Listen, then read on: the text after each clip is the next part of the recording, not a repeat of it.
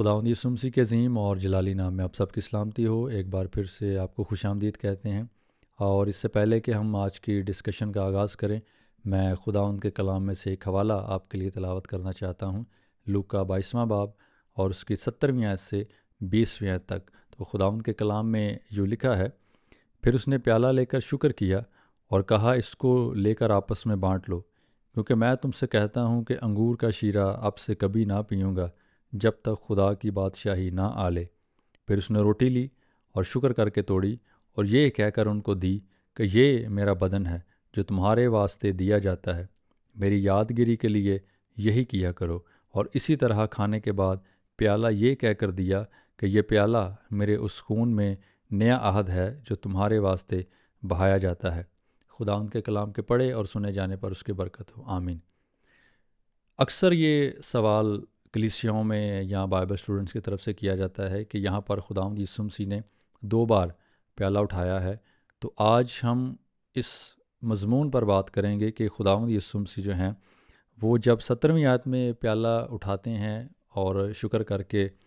اپنے شاگردوں کو دیتے ہیں اور کہتے ہیں کہ لو آپس میں بانٹ لو، اس کے کیا معنی ہے؟ اور پھر اس کے بعد خداوند یسوع مسیح 20ویں آیت میں جو ہیں وہ پیالہ اٹھاتے ہیں، اور پھر ہم اس کے بارے میں بھی تھوڑی سی ڈسکشن کریں گے کہ یہ خداوند یسوع مسیح نے جو ہے وہ دوبارہ پیالہ کیوں اٹھایا ہے۔ اور ان دونوں چیزوں کو سمجھنے کے لیے یہ ہمارے لیے بے حد ضروری ہے کہ ہم جیوش کانٹیکسٹ کو اپنے سامنے رکھیں، کیونکہ جب یہودی عید فصح منایا کرتے تھے تو وہاں پر ان کے پاس 5 پیالے ہوتے تھے جن کو وہ لنک کرتے تھے خروج 6 باب کے اندر، جہاں پر خدا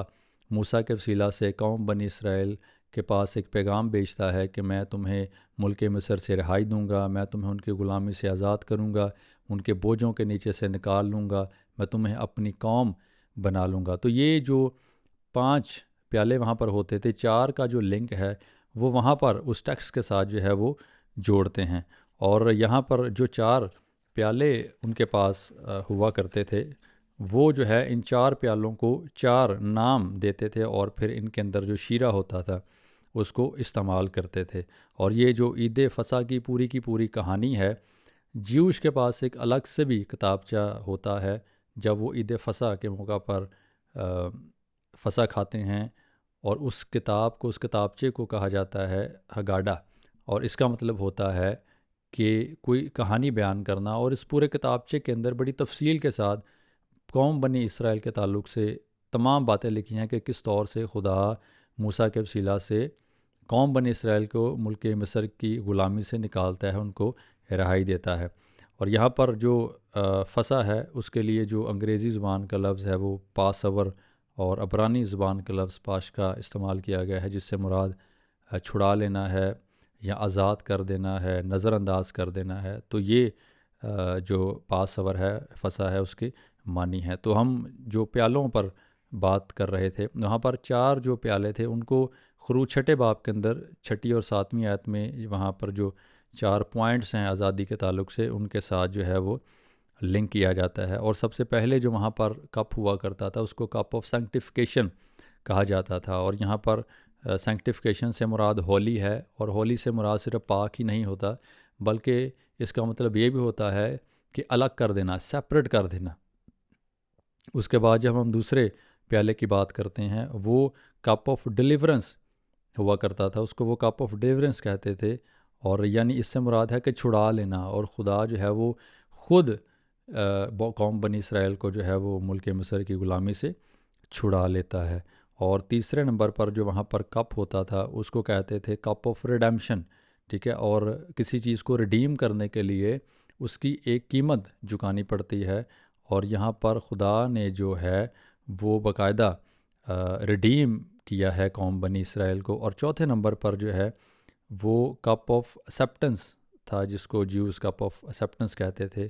اور یہ وہ تھا کہ خدا نے ہمیں اپنی قوم بنا لیا ہے، خدا نے ہمیں چھڑایا ہے، ہماری قیمت دی ہے، ہمیں الگ کیا ہے، اور اب ہم خدا کی برگزیدہ قوم بن چکے ہیں۔ اور وہاں پر ایک 5واں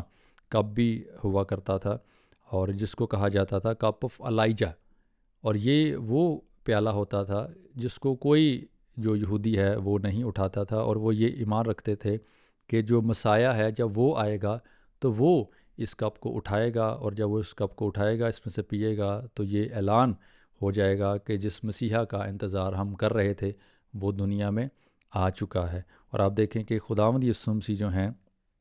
وہ یہاں پر جب دوسری بار کپ اٹھاتے ہیں، یعنی پیالہ اٹھاتے ہیں، تو یہ کپ آف الائجہ ہے، اور مسیح کپ اٹھا کر، یعنی پیالہ جو کپ آف الائجہ ہے، اس کو اٹھا کر یہ اعلان کرتے ہیں کہ وہ مسیحا جس کا صدیوں سے قوم بنی اسرائیل اور یہودی انتظار کر رہے تھے وہ آ چکا ہے۔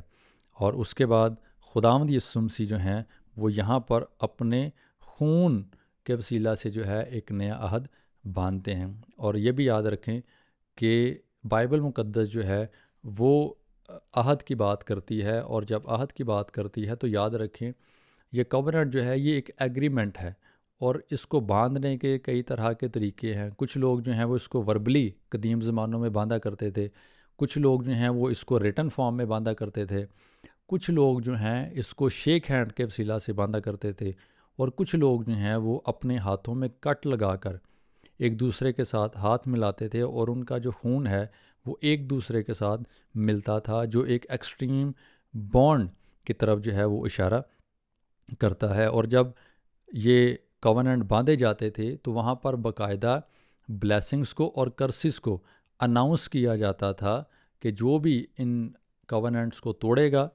اس پر ساری کرسیز آئیں گی، اور جو ان کووننٹ کو قائم رکھے گا اس پر ساری کی ساری بلیسنگز آئیں گی۔ اور جب خداوند یسوع مسیح نے، آپ دیکھیں یہاں پر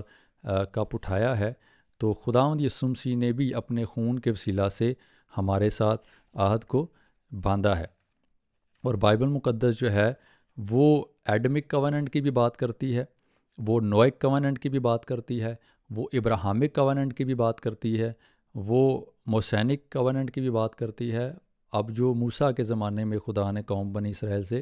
باندھا، اس کو کووننٹ آف سینائی بھی کہا جاتا ہے، یا سینائی کووننٹ بھی کہا جاتا ہے، جہاں پر خدا جو ہے وہ کوئی سینہ پر موسیٰ کو بلا کر ان کو شریعت دیتا ہے۔ اس کے بعد ڈیوڈک کووننٹ ہمارے سامنے ہے، اور پھر آخر میں جو ہے وہ مسیانک کووننٹ یعنی مسیح کے وسیلہ سے باندھا گیا۔ اور آپ دیکھیں کہ یہ جو مسیح سے پہلے سارے کووننٹ باندھے گئے ہیں، ان میں کسی نہ کسی طرح سے ہمیں دوسروں کی طرف سے ایک فلا دکھائی دے رہا ہے، مگر مسیح نے جو ہمارے ساتھ اپنا عہد باندھا ہے یہ ابدی عہد ہے، اور یہ کبھی بھی جو ہے یہ ٹوٹ نہیں سکتا۔ اوپر جتنے بھی عہد اس سے پہلے باندھے گئے ان میں اس وجہ سے ایک فلا نظر آتا ہے کیونکہ لوگ اس کے اندر قائم نہیں رہ سکتے، وہ وقت کے ساتھ ساتھ فیل ہوتے گئے، جس کی وجہ سے کووننٹ جو ہیں وہ بریک ہوتے گئے۔ لیکن خداوند یسوع مسیح نے جو عہد باندھا ہے یہ ہمیشہ کے لیے ہے، ابد تک ہے، کیونکہ خداوند یسوع مسیح ایسی شخصیت ہے جو کبھی بھی فیل نہیں ہو سکتی۔ اور خداوند کی شکر گزاری کرتے ہیں کہ مسیح پر ایمان لانے کے وسیلہ سے، اس کے خون اور بدن میں شریک ہونے کے وسیلہ سے ہم اس عہد میں شامل ہیں، اور سب سے بڑھ کر تو یہ ہے کہ ہمیں اس میں شریک ہونا ہے، اور نمبر 2 پر ہمیں اس کی شکر گزاری کرنی ہے۔ کئی بار ہم مسیح کے خون اور بدن میں شریک نہ ہو کر اس کووننٹ سے اپنے آپ کو دور رکھتے ہیں، مگر یہ کووننٹ جو خداوند یسوع مسیح نے ہمارے ساتھ باندھا ہے یہ ہمارے روح جان بدن کی تقویت ہے، اس کی فیلوشپ ہے، اس کی کمیونین ہے، اور ہمیں خداوند یسوع مسیح کی شکر گزاری کرنی چاہیے۔ اور دوسرے نمبر پر اپنے آپ کو خداوند یسوع مسیح کی ہولی کمیونین میں اپنے آپ کو شامل کرنا چاہیے تاکہ ہم اس عہد میں قائم رہ سکیں۔ خداوند ان باتوں کے وسیلہ سے آپ کو برکت دے اور اپنی سلامتی میں قائم رکھے۔ Thank you so much.